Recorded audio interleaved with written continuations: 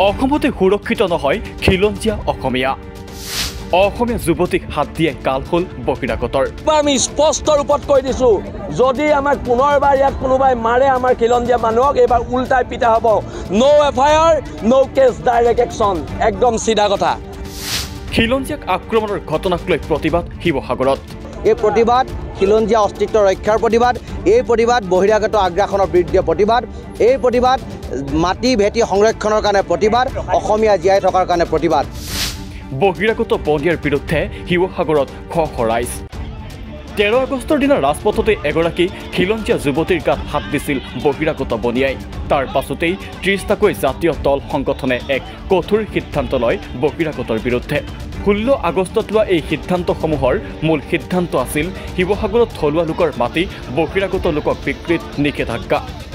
লগতে জিলাখনৰ বহিৰাগত লোকৰ সকলো সংগঠনক নিষিদ্ধ ঘোষণা কৰি চূড়ান্ত সকিয়নি প্ৰদান কৰিছিল 30টাকৈ সংগঠনে বহিৰাগত বনিয়াই এগৰাকী ৰাষ্ট্ৰীয় পৰ্যায়ৰ কিশোৰী পাঞ্জা খেলুৱৈক আক্ৰমণৰ পাছতে কঠোৰ হৈ পৰিছিল দল সংগঠন তাৰ পাছতেই সোমবাৰে শিৱসাগৰৰ ৰাজপথলৈ ওলাই আহিল শ প্ৰতিবাদী অসমীয়া বহিৰাগতক তীব্ৰ হুংকাৰ প্ৰদান কৰি বহিৰাগতৰ বিৰুদ্ধে কঠোৰ সকিয়নি প্ৰদান কৰিলে এই প্ৰতিবাদৰ মাধ্যমেৰে আটাচি নেতা বসন্ত গগৈয়ে স্পষ্টভাৱে বহিৰাগতক তীব্ৰ সকিয়নি প্ৰদান কৰিলে যোৱা 13 তাৰিখে শিৱসাগৰৰ নগৰৰ মাজমজিয়াত এগৰাকী খিলঞ্জীয়া জীয়াৰীক বহিৰাগত বনিয়াই তেখেতৰ বস্ত্ৰ ফালিছে গাত হাত দিছে তাক লৈ শিৱসাগৰবাসী ৰাইজ ক্ষুণ্ণ হৈছে আৰু তাৰ প্ৰতিবাদত আজি এটা সমদল উলিওৱা হ'ব আমাৰ প্ৰতিবাদটো এইটোৱেই যে বহিৰাগত বনিয়াই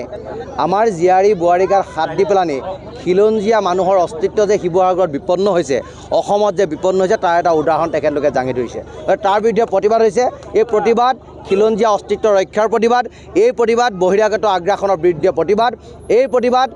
মাটি ভেটি সংৰক্ষণৰ কাৰণে প্ৰতিবাদ অসমীয়া জীয়াই থকাৰ কাৰণে প্ৰতিবাদ অসমীয়াক অপমান কৰা কাৰ্য কোনো পধ্যে গ্ৰহণ নকৰে বুলি তীব্ৰ হুংকাৰ প্ৰদান কৰে চিতু বৰুৱাই লগতে অসমীয়াৰ গাত হাত দিয়া বহিৰাগতৰ হাত ভাঙি দিয়াৰো হুংকাৰ দিছে নেতাগৰাকীয়ে আমাৰ কথা হৈছে এই মাতৃভূমিত অনাদি অনন্ত কাললৈ খিলঞ্জীয়া মানুহৰ প্ৰভুত্ব থাকিব লাগিব আধিপত্য থাকিব লাগিব অসমৰ ভাষা কলা কৃষ্টি সংস্কৃতিয়ে চিৰদিন চিৰকাল উচ্চ স্থানত জিলিকি থাকিব লাগিব অসমৰ সম্পদ অধিকাৰ ভূমি অধিকাৰ অসমীয়া মানুহৰ হাতত থাকিব লাগিব অসমৰ শাসনৰ বাঘজৰীডাল অসমীয়া মানুহৰ হাতত থাকিব লাগিব অসমলৈ আহি কোনোবাই ইয়াত মাটি পানী বায়ু সেৱন কৰি ইয়াত ব্যৱসায় কৰি আৰু অসমীয়া জাতিটোক অপমান কৰিব অসমৰ ভাষা কলা কৃষ্টি সংস্কৃতিক অপমান কৰিব আৰু অসমৰ মহিলাক ৰাজপথত চুচৰাই টানি নি প্ৰহাৰ কৰিব আৰু আমি মনে মনে থাকিম এনে ঘটনা হ'ব নোৱাৰে সেইবাবে আজি আমি শিৱসাগৰ শ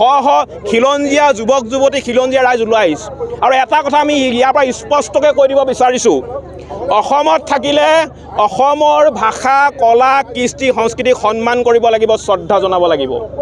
যদি অসমত থাকি যদি অসমৰ যুৱক যুৱতীৰ ওপৰত যদি শাৰীৰিকভাৱে আক্ৰমণ কৰিবলৈ হয় মানসিকভাৱে যদি অত্যাচাৰ চলাবলৈ হয় তেনেধৰণৰ অসমীয়া বহিৰাগত বনিয়াক ইতিমধ্যে আমি অসমৰ পৰা খেদি পঠিয়াই আমি সিদ্ধান্ত গ্ৰহণ কৰিছোঁ অসমত থাকিলে শিৱসাগৰত থাকিলে যদি ব্যৱসায় বাণিজ্য কৰিছে তাত আমাক ক'বলগীয়া একো নাই কিন্তু অসমীয়া ভাষাক সন্মান কৰিব লাগিব অসমৰ কলা কৃষ্টি সংস্কৃতি সন্মান কৰিব লাগিব যদি কেনেবাকৈ অনাগত দিনত আহিবলগীয়া দিনত যদি কেনেবাকৈ আমাৰ অসমৰ যুৱক যুৱতীৰ ওপৰত হাত তুলিবলৈ হয় সঁচা কথা কৈছোঁ তেনে অনা অসমীয়া বহিৰাগত হাত কিন্তু আমি প্ৰয়োজন হ'লে তালি টোপোলা বান্ধি কিন্তু শিৱসাগৰৰ পৰা অসমৰ পৰা যাবগৈ লাগিব আৰু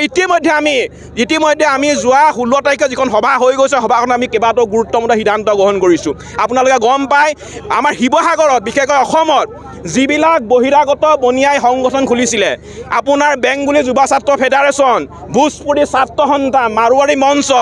আজিৰ তাৰিখৰ পৰা অসমত কোনো বহিৰাগত বনিয়াই সংগঠন খুলিব নোৱাৰিব বীৰ লাচিত সেনাৰ নেতা শৃংখল চলিহায়ো তীব্ৰ সকিয়নি প্ৰদান কৰি কোনো পধ্যে বহিৰাগতৰ আগ্ৰাসন মানি নলয় বুলি মন্তব্য প্ৰদান কৰিছে এইবাৰ আমি স্পষ্ট ৰূপত কৈ দিছোঁ যদি আমাক পুনৰবাৰ ইয়াত কোনোবাই মাৰে আমাৰ খিলঞ্জীয়া মানুহক এইবাৰ উল্টাই পিটা হ'ব নো এফআইআৰ নো কেছ ডাইৰেক্ট একশ্যন একদম সিধা কথা আৰু আমাৰ মানুহক আমাৰ ছোৱালীক কোনোবাই ইয়াত অৰ্ধ উলংঘ কৰিব আৰু আমি ঘৰত সোমাই বহি থাকিম নহ'ব এইটো কাম আমি আছোঁ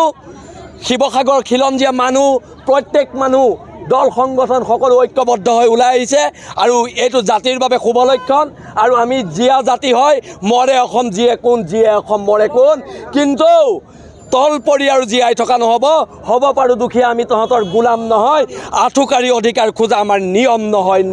আৰু নিয়ম নহয় এইবাৰ চিধা পিটন দিয়া হ'ব যদি আৰু আমাৰ গাত হাত তুলিবলৈ হয় একদম স্পষ্ট কথা আনহাতে অনুসূচিত জাতিৰ ছাত্ৰ সংগঠনৰ নেতাই বহিৰাগতৰ বিৰুদ্ধে সোচ্চাৰ হৈ পৰে আমি দেখা পাইছোঁ শেহতীয়াকৈ যে বিভিন্ন সময়ত বিভিন্ন ধৰণে অসমীয়া ৰাইজৰ ওপৰত অত্যাচাৰ চলোৱা হৈছে অসমীয়া এগৰাকী